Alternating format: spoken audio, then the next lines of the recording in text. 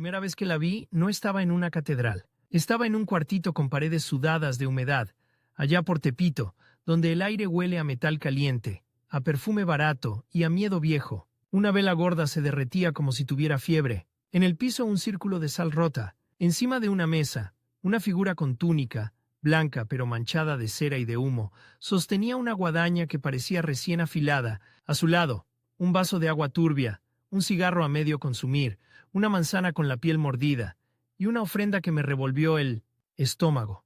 Un pollito negro, todavía tibio, con las plumas pegadas en la sangre como si alguien lo hubiera peinado con desesperación. Y lo peor no fue eso. Lo peor fue el susurro de una señora, tranquila, casi contenta, como quien recomienda una panadería. No te preocupes, mijo. Ella sí cumple. La iglesia juzga, pero ella no. Ahí entendí tres cosas al mismo tiempo. Una, esto era exactamente lo que prometía el título. Templos, altares, fe cruda, México real. 2. Quería saber cómo termina la historia, porque cuando una fe nace en la sombra, siempre llega un enemigo. Y 3.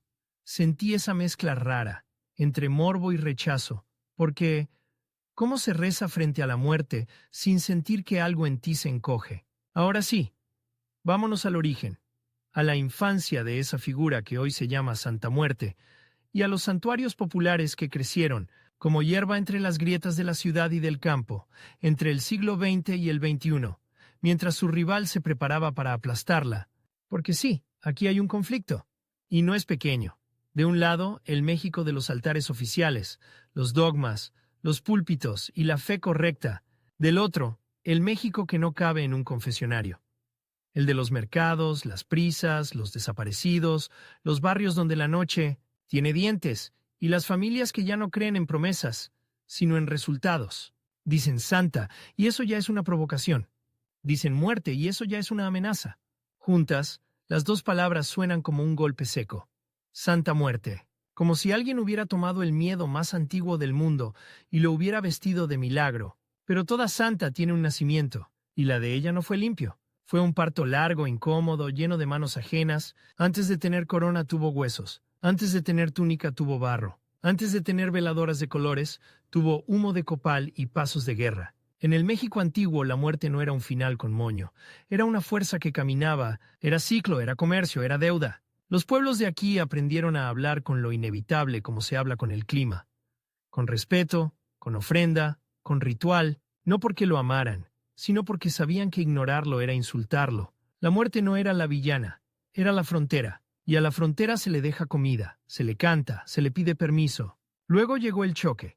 Cruz y espada, santos europeos, pecado y salvación. Y con ese choque algo se escondió, porque cuando una cultura es empujada a un rincón, no desaparece. Se disfraza, cambia el nombre, cambia la máscara, pero respira. Así nacen las devociones que no caben en los libros, las que crecen en el patio, en la cocina, en el cuarto de atrás. Con los siglos, el esqueleto, la figura de la muerte personificada, empezó a colarse en la vida cotidiana con formas distintas, a veces como recordatorio, a veces como amuleto, a veces como amenaza piadosa. En algunas regiones, la gente rezaba por la buena muerte, por morir sin dolor, con confesión, sin quedar tirado, y en esa idea, casi sin darse cuenta, algunos empezaron a hablarle a la muerte. No solo sobre la muerte, también sobre la vida. Ahí está la semilla. Cuando le pides a la muerte que te deje vivir un poco más, en el fondo ya estás negociando con ella. Pero la Santa Muerte, tal como hoy la ves, con túnica, guadaña, balanza, globo terráqueo y colores que prometen cosas específicas, esa no nació en un altar mayor. Nació como nacen las cosas mexicanas más duras, en mezcla, en carencia, en calle, en sufrimiento. Nació con el estómago vacío, con la espalda cansada, con la mirada fija en un destino que no perdona. Piensa en el siglo XX mexicano. Migraciones internas, barrios creciendo a empujones, desigualdad pegada al concreto, y al mismo tiempo, el espectáculo de la modernidad. Anuncios, radios, promesas de progreso. El país se volvió un animal enorme con dos corazones, uno que celebraba y otro que se desangraba. Y en los lugares donde la ley tardaba en llegar, o llegaba tarde, o llegaba solo para pegar, la gente buscó protección en donde pudiera. Y aquí entra el gran giro. La Santa Muerte no se vuelve fuerte por convencer a los privilegiados. Se vuelve fuerte por abrazar a los que nadie abraza. Cuando te dicen toda la vida que no mereces, que estás mal, que estás manchado, que tu trabajo no cuenta, que tu barrio es un error, que tu historia no se confiesa. ¿A quién le hablas? ¿A quién le pides? A una figura que no te pregunte por tu currículo moral. La Santa Muerte, en el imaginario de sus devotos, no te exige una biografía limpia. Te exige algo más simple y más brutal: sinceridad. Esto soy, esto hice, esto necesito. Punto. Y eso para su rival es intolerable. Porque el enemigo de esta historia no es solo una institución, es una idea: que la gracia tiene aduanas, que la fe necesita permiso, que el milagro tiene dueño. Y cuando un culto popular crece sin pedir licencia, el sistema se pone nervioso. Pero aún no llegamos al momento de los golpes. Primero, el crecimiento. Primero, la juventud de la santa. Su época de aprender a caminar en secreto. Durante décadas, en muchas casas, su presencia fue clandestina. Una figura guardada en un cajón, una estampita escondida detrás de un santo aceptado, una veladora prendida rápido y apagada antes de que llegara la visita. No era solo miedo a Dios, era miedo a la burla, a que te llamaran ignorante, a que te llamaran satánico, a que te señalaran como si la desesperación fuera un crimen. Los altares nacían pequeños: una caja de madera, un mantel de plástico, una imagen, y alrededor objetos que parecían cotidianos, pero eran un lenguaje. El agua para calmar, el licor para dar valor, el tabaco para conversar, la fruta para endulzar, las flores para perfumar la petición, todo eso con una lógica íntima. Tratar a la muerte como se trata a una visita poderosa, con respeto, con hospitalidad, con un poquito de miedo. Y entonces, en las orillas del mapa y las orillas de la ley, empezaron a aparecer capillas que no eran capillas. Techitos de lámina, nichos en una pared, casitas de bloc con puerta siempre entreabierta. No tenían banca alineada ni vitral. Tenían silencio espeso, cera pegada y un letrero hecho a mano. Gracias, Santísima. El centro de todo era el intercambio emocional. Yo te doy, tú me das. Algunos lo dicen con vergüenza, otros con orgullo. Pero ahí está la verdad.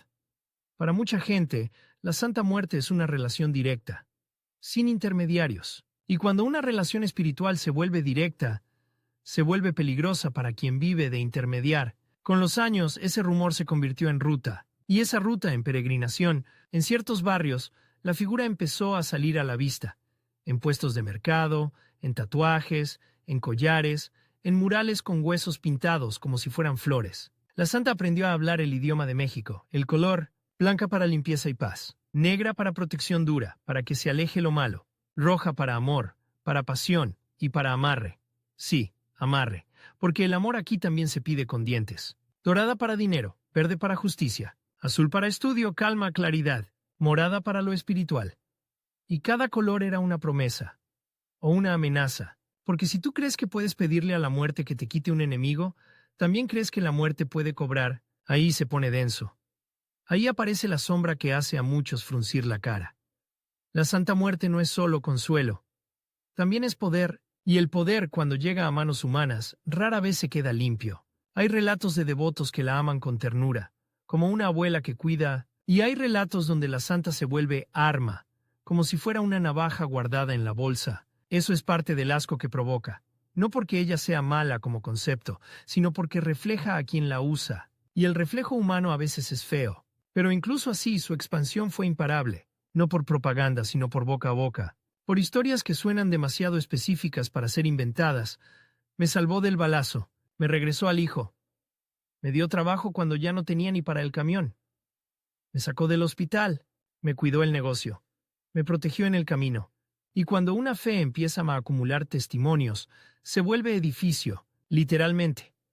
Así nacen los templos populares, no como proyectos arquitectónicos, sino como acumulación de gratitud y miedo. Un altar crece cuando la gente deja algo. Luego alguien dona una estatua más grande. Luego alguien pone un techo. Luego se organiza una fecha, una oración, una velación. Luego llegan vendedores, veladoras, música. Luego llegan más devotos. Y un día, sin que nadie declare inaugurado, ya existe un santuario. Lo fascinante es que estos templos no se sienten como lugares de autoridad. Se sienten como lugares de sobrevivencia. Tienen polvo, tienen risas, tienen llanto. A veces tienen un olor raro.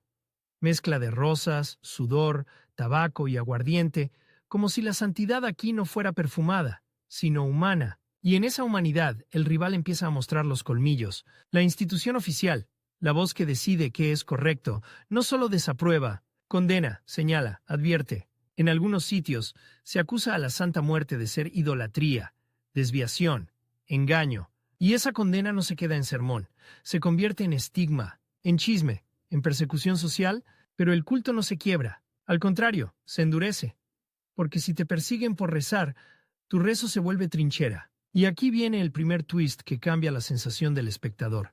Mientras más fuerte era el rechazo, más sentido encontraba la devoción para los rechazados. Si el mundo bueno te llama basura, entonces una figura que no te exige ser bueno se convierte en tu refugio. No porque ames la oscuridad, sino porque ya vives ahí. En esta juventud de la Santa Muerte también nace una estética, una iconografía, un lenguaje que mezcla lo antiguo con lo moderno. Esqueletos con coronas, túnicas bordadas, rosarios, balanzas como si la muerte fuera juez, globos terráqueos como si fuera dueña del camino, y en el fondo un mensaje simple y aterrador: nadie se escapa. Ese mensaje tiene un encanto perverso, es democrático. El rico, el pobre, el policía, el ladrón, la abuela, el niño, todos terminan igual. El culto se alimenta de esa verdad como de gasolina. En un país donde la justicia a veces parece capricho, la muerte es la única que no falla. Y esa certeza, que para algunos es esperanza, para otros es blasfemia. Los primeros templos, entonces, se vuelven faros. Puntos donde la gente no solo pide, también se reconoce. Se ven entre sí, se cuentan historias, se pasan tips de rituales. Préndele su veladora. No le faltes al respeto. No le prometas lo que no puedes cumplir. Ella escucha, pero cobra palabra. Y con eso el culto madura, pero aún no explota. Porque la explosión ocurre cuando la santa deja de ser un secreto y se vuelve multitud. Cuando sus santuarios ya no son una esquina discreta, sino una celebración que ocupa la calle, con música, con ofrendas enormes, con filas, con fotos, con gente que llega desde lejos. Y justo ahí, cuando ella aprende a caminar con miles de pies, aparece el enemigo de frente, no como rumor, sino como amenaza abierta. Eso no es de Dios. Eso es peligroso. Eso debe detenerse. Y la pregunta se vuelve inevitable. ¿Qué pasa cuando la fe de los de abajo crece tanto que incomoda a los de arriba? ¿Qué pasa cuando el altar de lámina se convierte en templo y el templo se convierte en bandera?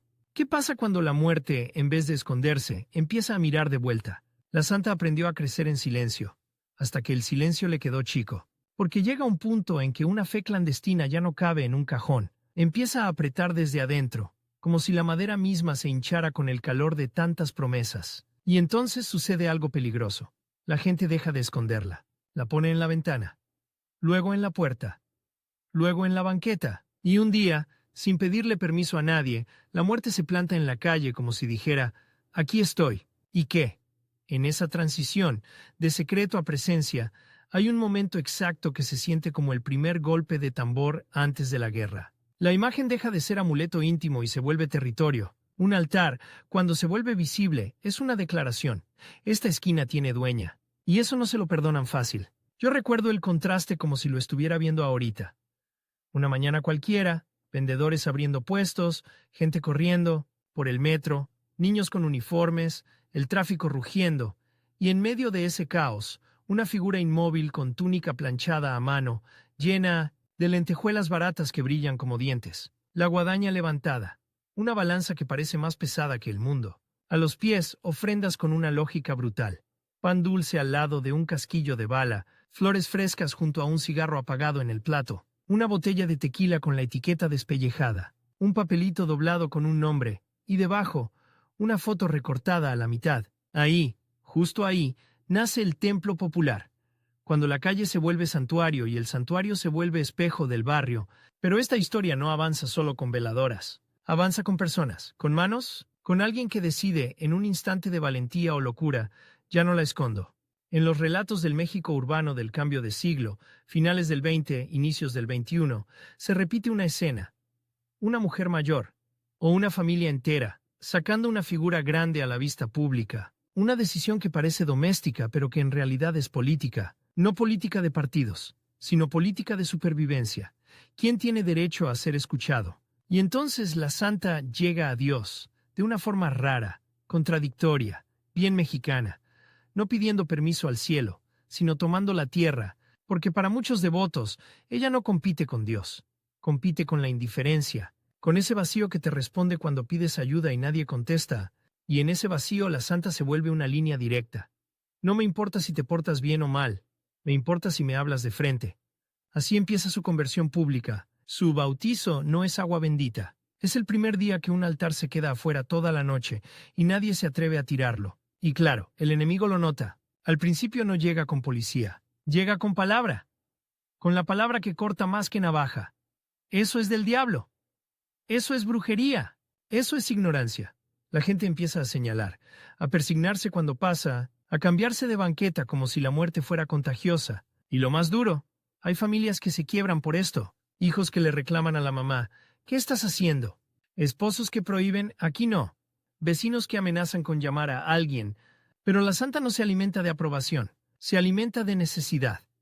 Y la necesidad, cuando aprieta, vuelve valiente al que ayer era tímido. Entonces los templos crecen, no con mármol, con terquedad, con lámina, con focos navideños, con imágenes impresas en papel brillante, con vitrinas de vidrio barato que se empañan por dentro como si la santa respirara, y con cada santuario visible aparece su primer ritual público. La reunión, la fecha. La noche donde la calle se vuelve iglesia sin techo. La gente llega con bolsas del mandado, pero adentro traen otra cosa, peticiones, una lista invisible, cosas que no le dirían ni a su mejor amiga, cosas que queman, que regrese mi hijo, que no lo deporten, que no me corran, que se enferme el que me hizo daño, que se calle el vecino, que me paguen, que me ame, que se muera. Y aquí el aire se pone pesado. Porque sí, aquí entra el asco otra vez. No el asco barato, sino el asco incómodo de mirar la verdad humana. En estos templos populares, la gente no siempre pide cosas bonitas. La Santa Muerte recibe lo que muchos santos no quieren oír. Y ahí está su fuerza y su horror. Ella no se escandaliza. Por eso cuando alguien dice, ¿por qué la veneran? La respuesta real no es teológica, es emocional.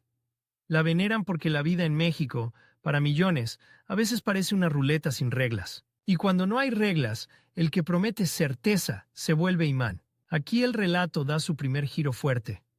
Cuando la santa sale a la luz, no solo atrae a los desesperados inocentes, también atrae a los que viven del miedo, y eso le da munición al enemigo. Porque el rival, la institución, los guardianes de la fe correcta, empieza a decir, ¿ven? Eso es peligroso. Y en parte tiene razón. Cualquier símbolo poderoso puede ser usado como máscara. Hay quienes la rezan con lágrimas, y hay quienes la cuelgan en el cuello como placa de intimidación, y entonces el culto se parte en dos corrientes que conviven, se chocan y se necesitan, la devoción de consuelo y la devoción de poder. Ese choque se nota en los templos, en los objetos que dejan. A veces ves cartas escritas con letra temblorosa, gracias por la cirugía. Y a veces ves cosas que parecen mensaje, una bala, una placa, un cuchillo ceremonial, un listón negro con un nombre sin apellido. El templo es la vitrina del barrio, sagrado y brutal al mismo tiempo. La santa no elige quién llega, los recibe. Y eso para el enemigo es un escándalo. Pero el enemigo no es el único. Aquí aparece el competidor. En el México popular los santos compiten por espacio, por veladoras, por promesas. En las mismas calles donde la santa se levanta, ya hay otro rey de las banquetas. San Judas Tadeo, el santo de las causas difíciles. El de los jóvenes, el que se carga en estampas verdes, el que llena iglesias cada 28. Su devoción tiene música, tiene fiesta, tiene pertenencia, y durante un tiempo muchos piensan que la santa será una moda pequeña al lado de ese gigante. La rivalidad no se anuncia, la sientes cuando un chavo trae a San Judas en la mochila y mira con burla el altar de la santa. La sientes cuando una señora dice, eso no, eso da mala vibra. La sientes cuando los vendedores del mercado ofrecen estatuas y la gente pregunta bajito, como si pidiera algo prohibido. ¿Tiene de la niña blanca? Y el vendedor contesta, sí, pero esa te la doy envuelta. San Judas representa esperanza dentro de lo permitido. La santa representa esperanza fuera de lo permitido. Y en un país que te empuja a vivir fuera, adivina cuál crece más rápido en ciertos lugares. Pero esta competencia tiene un twist. Mucha gente no elige, los venera a los dos. Porque así es la religiosidad popular mexicana. No es una línea recta, es un altar con capas. Se puede rezar un rosario a la Virgen y al mismo tiempo prenderle una veladora a la muerte por si acaso. Se puede ir a misa y después pasar al santuario de la esquina a dejar un tequila. No por maldad, por lógica de supervivencia. Uno nunca sabe. Y ahí el enemigo pierde el control, porque no puede combatir algo que se mezcla. ¿Cómo prohíbes lo que se cuela entre tus dedos? Entonces la historia sube de nivel, pasa de esquina a fenómeno. Los templos se multiplican, en patios, en azoteas, en entradas de vecindad, en talleres mecánicos, en puestos de ropa, en caminos de pueblo. Algunos son simples, una figura bajo una cubierta de plástico para que no le caiga la lluvia. Otros ya tienen estructura, un cuartito con reja, con vitrales improvisados, con paredes pintadas de negro y oro, y en cada uno el mismo idioma. Veladoras por color, ofrendas, peticiones, música a veces, y un detalle que cambia la atmósfera.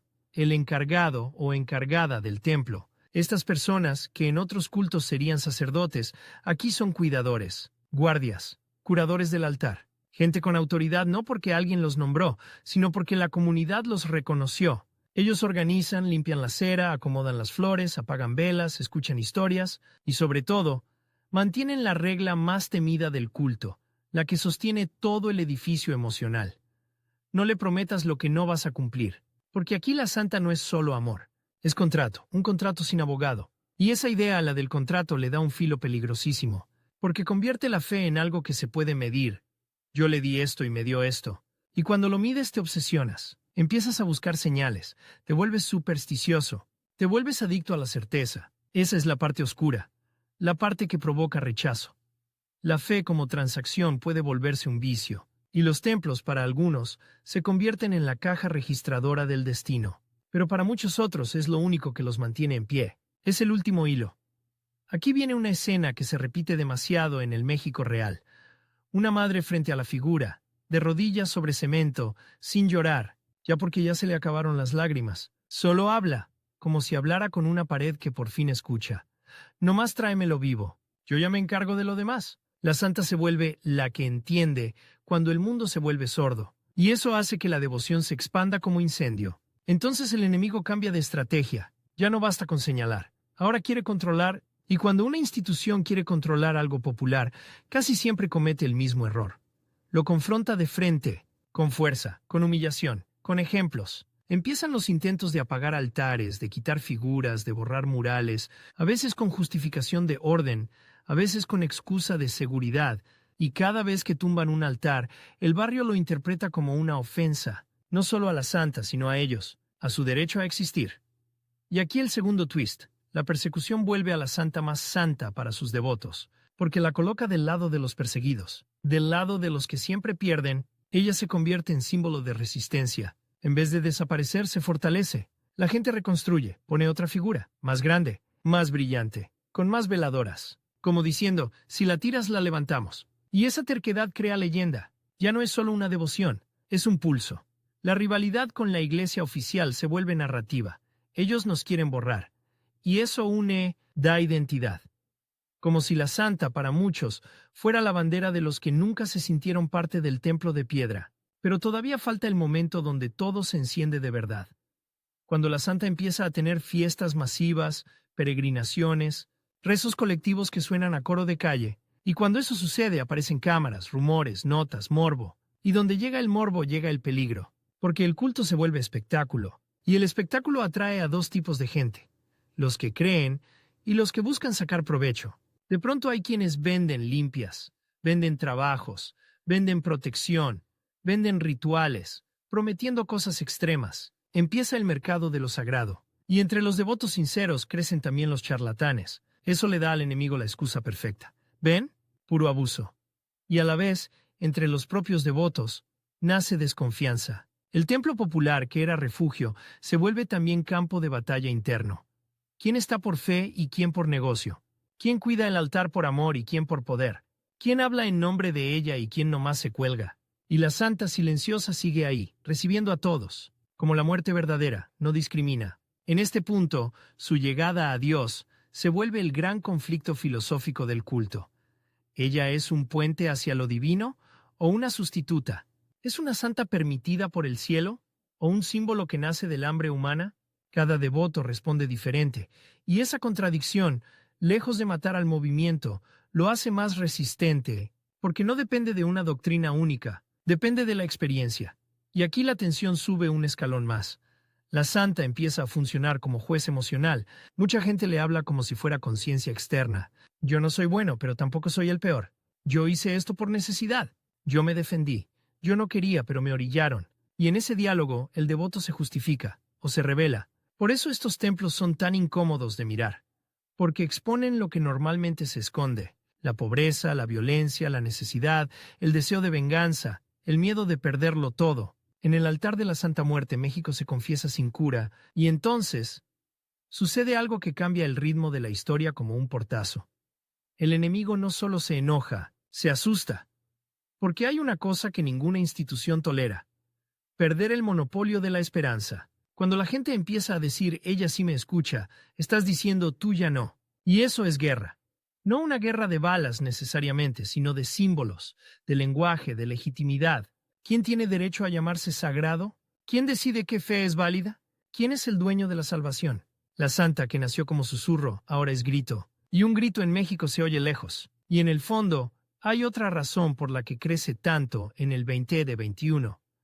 Porque su rostro, ese cráneo sin carne, combina con el país moderno, un país donde la muerte está presente en noticias, en carreteras, en hospitales, en fiestas, en chistes, en altares de Día de Muertos, en narcomantas, en rezos de madre. La muerte en México no es visita ocasional, es vecina. Y cuando la vecina se vuelve constante, algunos deciden hacerla aliada. Pero cuidado, cuando haces aliada a la muerte, también aceptas su precio. Y ese precio se empieza a insinuar en murmullos. Si no cumples, te cobra. Si le faltas, te voltea. Si la traicionas, te deja solo. Esas frases son gasolina narrativa, porque convierten al culto en thriller. Una devoción que te protege, pero también te vigila. Y aquí cerramos esta parte con el golpe que nos empuja a la siguiente. La santa ya no solo tiene templos, tiene multitudes, tiene reglas, tiene mercado, tiene enemigos, tiene competidores, y tiene algo más peligroso que todo eso. Tiene fama. La fama trae luz, y la luz trae cazadores. Y cuando lleguemos al siguiente tramo, vas a ver cómo esa fe, ya pública, se vuelve ceremonia, cómo se organizan los rituales, cómo funciona el templo por dentro, cómo la gente le reza, qué se promete, qué se teme, y qué sucede cuando la devoción se cruza con el poder de verdad. Porque la pregunta ya no es si existe el culto. La pregunta es, ¿qué hace el culto con la gente? ¿Y qué hace la gente con el culto? La fama en México no es un reflector, es un imán. Y cuando la Santa Muerte se volvió imán, empezó a atraer cosas hermosas y cosas podridas. De pronto, lo que antes era un rezo bajito en un cuarto con humedad, se convirtió en un calendario, en una fecha marcada, en una cita que la gente defendía como si defendiera su propia casa. La noche de la velación no se parece a misa, se parece a otra cosa, a un velorio que no termina, a una fiesta que se niega a morir, a una asamblea de sobrevivientes donde cada quien llega con su propio fantasma cargando en la espalda. Primero llega el olor: copal, cera caliente, flores que ya empiezan a pasarse, perfume dulce pegado al sudor, y el humo del tabaco, cortando el aire como si dibujara caminos invisibles. Luego llega el sonido: rezos, murmullos, risas nerviosas, un radio viejo con corridos, y de vez en cuando, como un latigazo, una carcajada, fuerte que parece fuera de lugar, pero no lo es. En estos templos se ríe porque si no te ríes, te quiebras. Y entonces la ves. En el centro la figura. No es una sola. En un mismo santuario puede haber 3, 5, 10, chiquitas como juguete, medianas como niño, enormes como adulto, una con túnica blanca impecable, otra negra, brillante, que parece tragar luz, una roja con lentejuela como vestido de quinceañera, una dorada que te deja la vista manchada de tanto reflejo. Algunas cargan guadaña, otras balanza. Algunas sostienen un globo terráqueo, como diciendo, el mundo también es mío. Y la gente les habla distinto, como si cada color fuera una versión de la misma señora, con humor y carácter propio. Ahí es donde muchos se confunden y otros se enganchan para siempre. El culto tiene reglas, sí, pero no tiene un catecismo oficial. Se aprende viendo, se aprende copiando, se aprende escuchando. Una mujer prende una veladora blanca y no la enciende con cerillo, sino con otra vela, como si no quisiera agredir la llama. Un señor deja un vaso de agua y lo cambia cada cierto tiempo, con un cuidado casi obsesivo, como si el agua no fuera agua, sino un espejo donde la santa se asoma. Un chavo le deja un cigarro, pero no lo pone completo. Lo prende y le da 2 jalones antes de colocarlo, como si compartiera aliento. Otro deja una manzana y la corta en 4, como si repartiera un corazón. No es teatro, es lenguaje. Y el lenguaje más fuerte, el que sostiene todo, es el de las promesas. En la entrada, a veces, hay un letrero. No prometas en vano. O lo dice el encargado con esa voz de barrio que no pide permiso. Aquí no vengas a jugar. Si le ofreces algo, se lo cumples. La devoción para ellos no es creer bonito. Es negociar, es pactar, es comprometerse. Y ahí entra la tensión que hace que este tema sea imposible de escuchar sin sentir cosquillas incómodas en la nuca. Porque una fe de pacto puede levantarte, pero también puede atraparte. La ceremonia comienza como un latido. Alguien toca una campanita o golpea suave la mesa o simplemente alza la voz. Se forma un semicírculo. Hay quienes se persignan como católicos de toda la vida. Hay quienes no. Algunos llevan rosarios. Otros traen amuletos, pulseras, cadenas con una calavera. La mezcla es total. Señoras con mandil, trabajadores con botas llenas de polvo, jóvenes con gorra, parejas tomadas de la mano. Un señor con ojos de insomnio que no deja de mirar hacia atrás. El encargado empieza a hablarle a la santa como si fuera una presencia viva, sentada ahí, escuchando con paciencia peligrosa. Santísima, aquí estamos otra vez, aquí está tu gente, aquí están tus hijos. Y entonces llegan las peticiones colectivas, protección para el barrio, para los hijos, para el trabajo, para los que andan en el camino. Se pide por los enfermos, por los presos, por los ausentes. La palabra ausente suena suave, pero en México es un cuchillo. Ausente puede significar que se fue, o que se lo llevaron, o que no hay cuerpo. Luego el tono cambia, se vuelve más íntimo. Ahí la gente empieza a soltar lo que no dice en ningún lado. Y ahí, si estás observando, te das cuenta del detalle más potente de todo. En estos templos la fe no se ve limpia, se ve real. Hay quien le agradece por haber salido del hospital, hay quien le agradece por haber encontrado chamba, hay quien le agradece por haber cruzado sin que lo agarraran, hay quien le agradece por haber cobrado una deuda, y hay quien le agradece por cosas que no se dicen en voz alta, pero se sienten en la forma en que aprietan las manos. Porque el culto tiene una sombra que se mueve detrás, como si fuera otra persona en la habitación. La violencia. Esa sombra hace que el enemigo tenga argumentos. Y no es invento. En algunos lugares, la santa se ha vuelto símbolo de grupos duros, de gente que quiere verse temible, de quienes buscan protección para actividades que no caben en la ley. Eso es un hecho social, aunque la santa no sea culpable como figura, y el enemigo, institucional, moral, mediático, lo usa como arma. Así aparece el choque público. Reportajes morbosos, imágenes de altares confiscados, titulares que pintan todo con la misma brocha negra. La narrativa se vuelve: esto es criminal. Y con eso, el rival intenta aplastar el culto completo, ignorando a la señora que solo le pidió salud para su hijo. Pero lo que no entienden, o lo que fingen no entender, es que el culto funciona como refugio precisamente porque no pregunta demasiado. Porque si preguntas demasiado, pierdes a los que más lo necesitan, y a los que más temes. En la práctica, el santuario se vuelve algo parecido a un consulado del destino. La gente llega con objetos que representan su petición. Si quieres trabajo, dejas una moneda, un billete doblado, una herramienta miniatura, una llave. Si quieres amor, flores rojas, un listón, un papel con un nombre escrito y otro tachado. Si quieres protección, veladora negra, una imagen pequeña para cargar, un amuleto. Si quieres justicia, veladora verde y una balanza en miniatura. Y si quieres callar al miedo, agua, agua y más agua. Ahí surge otro twist, que casi nadie espera cuando escucha Santa Muerte. Para muchos devotos, el ritual no es oscuro, es doméstico, es disciplina, es limpiar el altar, es cambiar el vaso, es hablarle cada noche como se le habla a una abuela. Aquí ando, santita, no me sueltes. Y esa ternura convive con lo macabro de su rostro. Ese contraste es lo que engancha y repugna a la vez.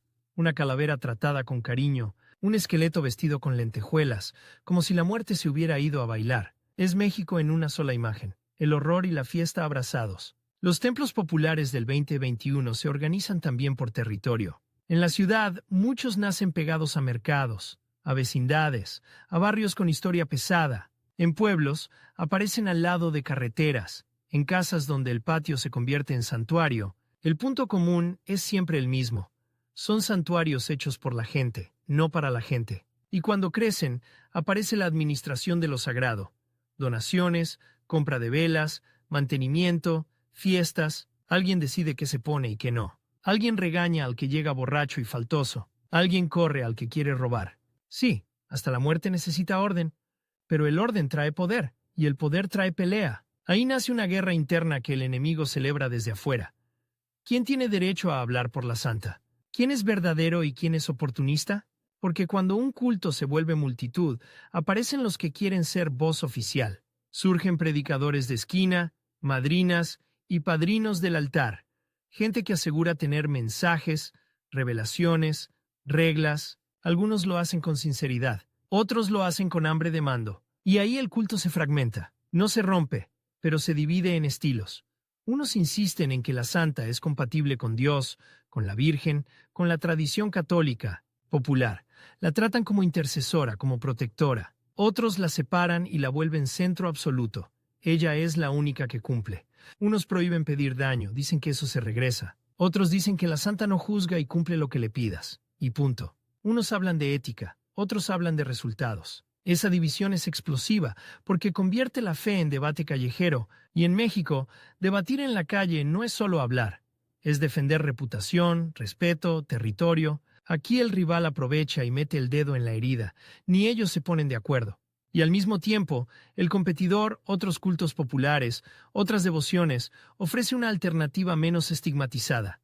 Ven conmigo, aquí sí es aceptado. San Judas vuelve a aparecer como sombra verde, brillante, con su templo formal, con su fiesta masiva, con su respeto social. La Virgen de Guadalupe, omnipresente, sigue siendo el techo emocional del país. Y muchos se preguntan, ¿para qué meterte con la santa si ya tienes santos reconocidos? La respuesta llega sola, en boca de un chavo que no se siente visto por nadie. Porque ella no me pregunta nada, ella no me mira como si ya estuviera condenado. Esa frase es dinamita, porque revela el corazón del culto. No es solo muerte, es dignidad para quien se siente descartado. Pero el enemigo no se detiene. Y aquí entra una escena que sube la tensión como si alguien apagara la música de golpe. Hay ocasiones en que los templos populares amanecen violentados. Velas tiradas, figuras rotas, ofrendas pateadas. No hace falta que te digan quién fue. El mensaje es claro. Esto no debería existir. Y entonces pasa algo casi cinematográfico. La comunidad responde levantando el altar más rápido que antes. Como si ese ataque confirmara que están haciendo algo importante, en esas respuestas surgen actos colectivos. Rezos masivos, velaciones más grandes, procesiones improvisadas. La santa sale en andas adornada con flores, como una reina callejera. La gente la acompaña con música, con rezos, con gritos de ¡Santísima! Y ahí, en plena vía pública, se siente el pulso del conflicto. Un culto que ya no se esconde y un sistema que ya no lo puede ignorar. Y entonces llega el giro más incómodo. La santa empieza a volverse. Marca, veladoras con etiquetas brillantes, estatuas producidas en serie, pulseras de protección, paquetes de amor, dinero, corte, amarre, limpia. Algunos templos venden artículos para sostener el lugar, otros se convierten en tiendita disfrazada de santuario, no siempre por malicia, a veces por necesidad económica. Pero el resultado es el mismo. La fe se comercializa. Y cuando se comercializa, se contamina. Hay quien se aprovecha de una madre desesperada. Paga esto y te lo regreso. Hay quien inventa rituales, cada vez más extremos, para impresionar. Hay quien usa el miedo como negocio. Y eso le da al enemigo la excusa perfecta para presentarse como protector de la gente. Te están engañando. Aunque el enemigo muchas veces no llega para proteger, sino para dominar. Los devotos lo saben. Por eso dentro del culto surgen códigos de autocontrol. El encargado serio advierte: no te dejes sacar dinero por promesas. La santa escucha sin que le compres la cara. Y aún así, el mercado sigue creciendo. Porque la desesperación es el mejor cliente del mundo. Aquí va la imagen que te clava la atención, porque no se te va fácil. Una mesa larga con docenas de veladoras encendidas, tan pegadas, que el calor hace que el aire tiemble. Frente a ellas, una fila de personas sosteniendo papeles con nombres. Algunos papeles están limpios, otros tienen manchas de lágrimas, otros tienen gotas oscuras, como si alguien hubiera apretado demasiado su propia mano para firmar con dolor. La luz de las velas hace que las sombras de las calaveras bailen en la pared. Parece una fiesta, parece un velorio, parece una sala de juicio, todo al mismo tiempo. En esa mezcla, el culto sigue avanzando por una razón simple. Funciona como teatro del destino. Da estructura a lo incontrolable. Te da una rutina cuando tu vida es caos. Te da la ilusión, o la sensación, de que puedes negociar con lo inevitable. Y en un país donde lo inevitable llega temprano, esa sensación vale oro. Pero el conflicto se endurece cuando el culto empieza a cruzar fronteras sociales. Ya no es solo de barrio. Empieza a aparecer en otros espacios, en cárceles, en rutas migrantes, en comunidades donde la violencia ha dejado cicatrices, en TC-Noas, familias que antes se consideraban religiosas tradicionales, pero ahora le prenden una vela por si acaso. La santa se vuelve contagiosa. Ahí, el enemigo se asusta de verdad. Porque si el culto se queda abajo, se puede estigmatizar, pero si se filtra arriba, ya no se controla con vergüenza. Entonces la estrategia cambia de nuevo. Ya no solo se condena, se ridiculiza. Se usa el lenguaje del desprecio.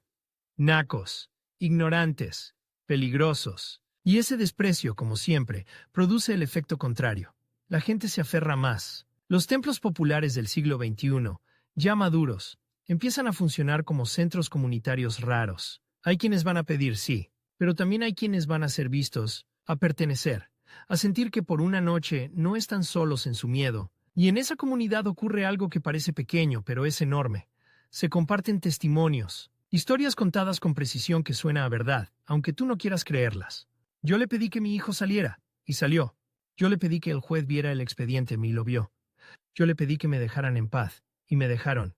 Los testimonios son el motor de la fe, y también su trampa, porque crean expectativa, y la expectativa crea presión, y la presión a veces empuja a pedir más y más fuerte. Aquí aparece el lado thriller otra vez, el miedo a quedar mal con ella. Hay devotos que viven como si estuvieran en deuda permanente. Cada favor se paga con algo. Cada milagro se agradece con otra vela, otra ofrenda, otro gesto. Y cuando no pueden pagar, sienten que la santa se enfría, se enoja, se aleja.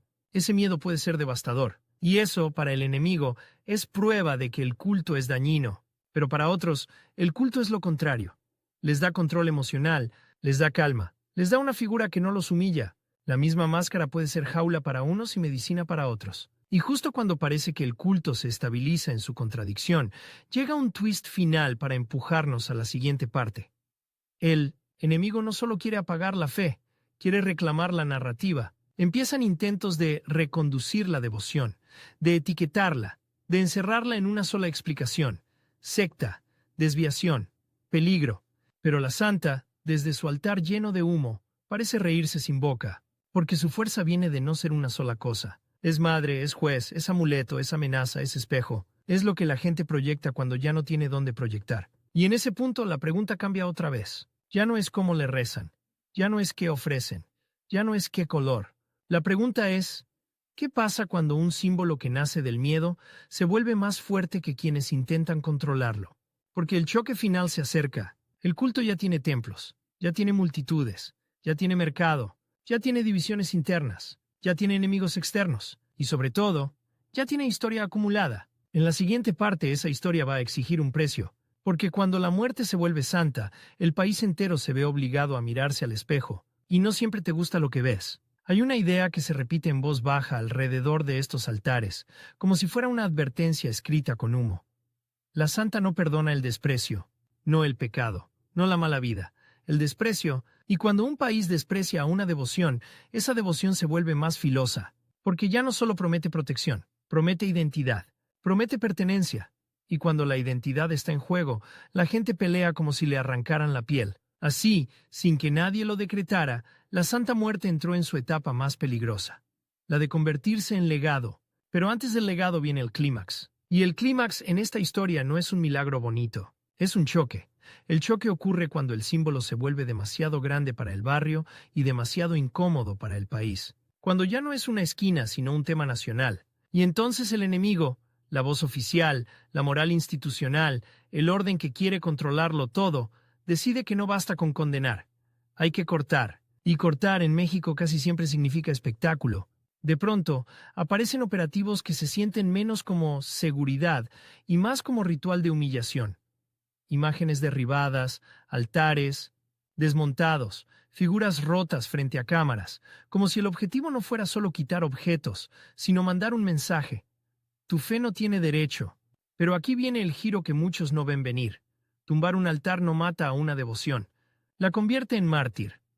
La Santa Muerte, que ya tenía estética de muerte, aprende la estética del martirio sin derramar una gota propia. Cada figura rota se vuelve prueba de persecución. Cada altar desaparecido se vuelve rumor de se la llevaron, como si fuera una persona, y entonces la gente responde con el instinto más básico que existe: reconstruir, no con calma, con rabia. En vez de una figura ponen dos, en vez de una veladora 100, en vez de un nicho un cuarto entero. Se pinta la pared, se clavan flores, se cuelgan listones, y lo más importante, se cuentan historias, se transmiten como virus. ¿Te acuerdas cuando la tumbaron? Pues la levantamos. ¿Te acuerdas cuando dijeron que era el diablo? Pues mira, me salvó a mi hija. Así se construye un legado, con memoria compartida, con el nosotros. El país, mientras tanto, se parte en dos miradas. Una mira a la santa como amenaza, como símbolo de criminalidad, de caos, de lo que está mal. La otra la mira como síntoma, como resultado de abandono, de violencia, de pobreza, de un sistema que dejó a muchos sin protección real. Y entre esas dos miradas hay una tercera que casi nadie confiesa, pero muchos sienten: la fascinación morbosa, porque hablar de la Santa Muerte es hablar del límite, y el límite siempre jala. En ese clima, la rivalidad con el enemigo se vuelve más intensa y más sofisticada. Ya no es solo te condeno, ahora es te quito el espacio, te quito la narrativa, te convierto en monstruo. Pero el monstruo, a veces, es la máscara que el pueblo se pone para que lo dejen en paz. Aquí aparece el último gran twist. La Santa Muerte, para ciertos devotos, deja de ser solo protectora y se vuelve juez del enemigo. Si ellos nos persiguen, Santísima, que se les regrese. Si ellos nos humillan, Santísima, que prueben lo que es perder. Y el culto entra en un terreno emocional peligrosísimo, el de la justicia por mano invisible, porque cuando la justicia oficial falla, la gente inventa justicia ritual, y esa justicia ritual, aunque sea simbólica, puede convertirse en excusa para acciones reales. Es en este punto donde los templos populares del 21 se sienten como volcanes. Por fuera, velas y rezos. Por dentro, presión acumulada. Y cuando la presión se acumula, algo tiene que pasar. A veces lo que pasa es íntimo. Alguien rompe con su vida pasada, promete dejar algo. Se arrodilla, llora, se arranca un collar, lo deja a los pies de la santa como si dejara un pedazo de sí mismo. A veces, lo que pasa es comunitario. El barrio se organiza, se protege, hace rondines, defiende el santuario como si defendiera un pozo de agua en el desierto. Y a veces, lo que pasa es oscuro. Un altar se vuelve punto de reunión de gente que busca no consuelo, sino respaldo para hacer daño. Esa realidad, incómoda, terrible, no puede esconderse con romanticismo. Existe. Y existe porque la santa no es un personaje con voluntad propia. Es un símbolo donde cae todo lo que México no logra procesar. Por eso el legado de la Santa Muerte es tan explosivo. No es solo religión, es radiografía. Y entonces llegamos a la parte que pediste como muerte, reconocimiento y herencia. Pero aquí hay otra vuelta. ¿Cómo muere alguien que nunca estuvo vivo? La santa no muere como persona, muere como versión, como fase, como máscara. Hay muertes del culto, momentos donde parece que lo van a extinguir. Y cada una de esas muertes termina igual. Resurrección en otra forma. Un templo cae, nace otro en una azotea, un altar es destruido. Aparece uno en una casa más adentro, un barrio es perseguido, la devoción migra con la gente. Una figura es confiscada, se compra otra, más grande, más ostentosa, como desafío. La Santa Muerte tiene algo que la hace prácticamente inmortal. Viaja ligero, no necesita edificios. Con una imagen, una vela y una promesa ya está. Y ahí empieza su reconocimiento real, no el reconocimiento oficial, porque eso es otra batalla, sino el reconocimiento social, inevitable, como cuando aceptas que una parte del país existe aunque te incomode. A partir del siglo XXI, la santa se vuelve presencia en el paisaje, en tiendas, en mercados, en tatuajes, en murales, en música, en conversaciones. Incluso quien la desprecia sabe quién es. Ese es un tipo de reconocimiento brutal. No te celebran, pero ya no pueden fingir que no existes. Y con ese reconocimiento llega su herencia cultural. La Santa Muerte se vuelve un ícono contemporáneo mexicano, un símbolo que atraviesa arte, calle, devoción y miedo. En algunos lugares se le trata como la Niña Blanca, en otros como la Flaquita, en otros con títulos que suenan cariñosos y aterradores a la vez. Se le canta, se le reza, se le pinta, pero el legado más profundo no está en las imágenes, está en lo que revela.